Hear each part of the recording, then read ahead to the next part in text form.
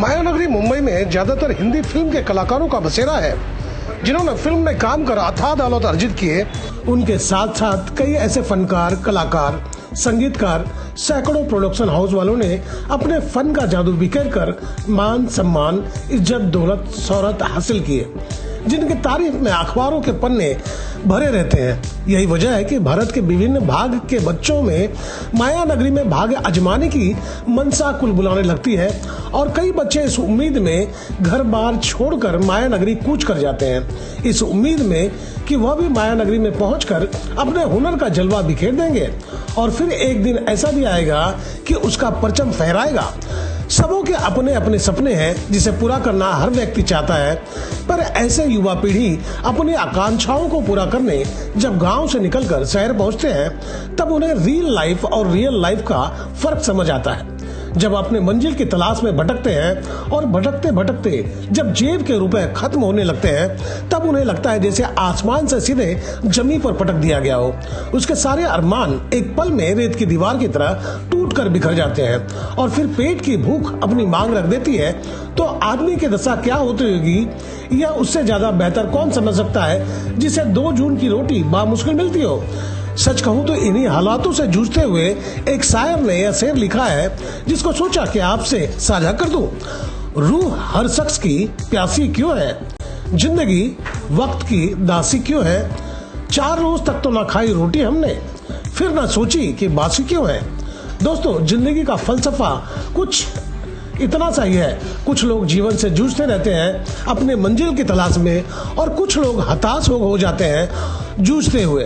तो चलिए हम आपको नया और एक बेहतर खबर सुनाते हैं, जिसे सुनने के बाद आपके जहन में उम्मीद की किरण जाग उठेगी।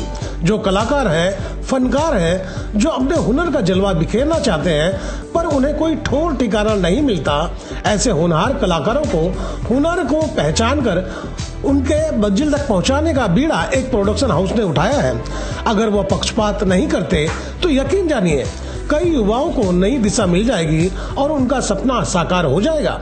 नवी मुंबई में इस प्रोडक्शन हाउस की शुभारंभ हुई है और इस खास अवसर की जानकारी देने के लिए मुझे भी आमंत्रित किया गया था। इस प्रोडक्शन हाउस का नाम है श्रीसा प्रोडक्शन हाउस, जिसका शुभारंभ मात्र 1 दिन पहले हुआ। इस अवसर पर कई उद्यमी और कई फनकार और कलाकारों को आमंत्रित किया गया था, जिन्हें पुष्प गुच्छ देकर उनका सम्मान किया गया।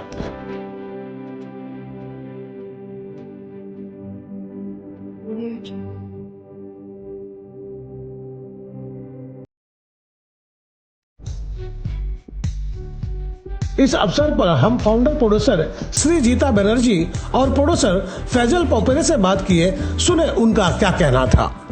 ये जो फील्ड है वो मेरे लिए नई नहीं है। ऑलरेडी मैंने पहले 2 फिल्म बनाए हो एज अ प्रोड्यूसर और एक परंपरा फिल्म बनाया हो, जिसको मेरे को अभी तक के 15 इंटरनेशनल अवार्ड्स मिले हुए हैं, नेशनल मिले हुए हैं।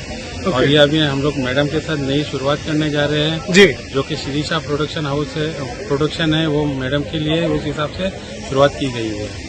फैसल जी, ये जानना चाहेंगे कि आपने शुरुआत तो कर दी है, महाराष्ट्र में रहते हुए मराठी पिक्चर से शुरुआत की आपने हिंदी को क्यों नहीं चूज किया, क्या वजह थी? कि मैं महाराष्ट्रियन हूँ और महाराष्ट्र में रहता, तो मेरा पहला कर्तव्य होता है कि मैं मराठी फिल्म को चांस दूं जी, और उसके हिसाब से मैं आगे बढ़ूं। बस एक आखिरी आपसे सवाल करना चाहूंगा कि फिल्मों में कैसे लोगों को आप एज ए आर्टिस्ट चुनाव करोगे, कैसे लोगों को आप चुनना चाहेंगे?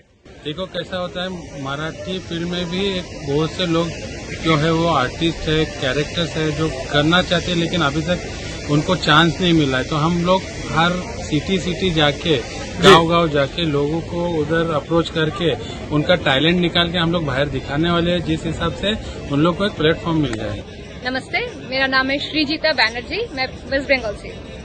हमने आज एक प्रोडक्शन हाउस लॉन्च किया जिसका नाम है श्रीसा प्रोडक्शन हाउस।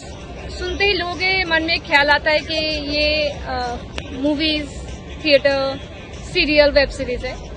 हमारे लिए ये तो है ही, ये तो हमारा आउटमोस्ट ड्रीम है। बट हम इसके साथ साथ fashion show, beauty pageant, concert, music album, experimentary video, award show, ये सारा चीजें लेके आ रहे हैं, मतलब ऑल इन वन रूम। तो ये हमारा मेन मिशन एंड विजन है। और ये हम जो प्रोग्राम्स या जो भी इवेंट्स करेंगे, ये हम शुरू करना चाहते हैं रूरल एरियाज, जहाँ पे लेडीज या बच्चे जो भी बोलो जिनको इतना मौका नहीं मिलता, नॉट इन अ मेट्रोपॉलिटन जी हमें मेट्रोपॉलिटन से काम नहीं करना राइट नाउ। हमें शुरुआत करना है जहाँ पे टैलेंट है लेकिन टैलेंट को प्रॉपर प्लेटफॉर्म नहीं मिल रहा है, जी तो वो टैलेंट को हम प्लेटफॉर्म देंगे और उनको सबके सामने लेके आएंगे। यही है श्रीशा प्रोडक्शन। फिलहाल जैसा कि प्रोडक्शन हाउस के मुखिया ने जो बातें हमें बताई है, अगर वो सच साबित होती है तो कई फनकार, कई कलाकार, कई संगीतकार, कई स्क्रिप्ट राइटर की जिंदगी बदल जाएगी और वो भी होनहार कलाकार ग्रामीण भाग से निकलकर मायानगरी में एक बेहतर स्थान हासिल करेंगे, इसमें दो राय नहीं है। फिलहाल देखना यह होगा कि कौन खुशनसीब इनके द्वारा बताए गए मार्ग पर चलकर जीवन की बुलंदियों को छूते हैं और कौन चमकते हैं ध्रुव तारा की तरह। तो दोस्तों, आपको मेरी खबर बेहतर लगी हो तो लाइक करें, सब्सक्राइब करें और बेल आइकन दबा दें। अब हमें कोई सुझाव देना चाहते हैं तो कमेंट बॉक्स पर लिख दीजिए।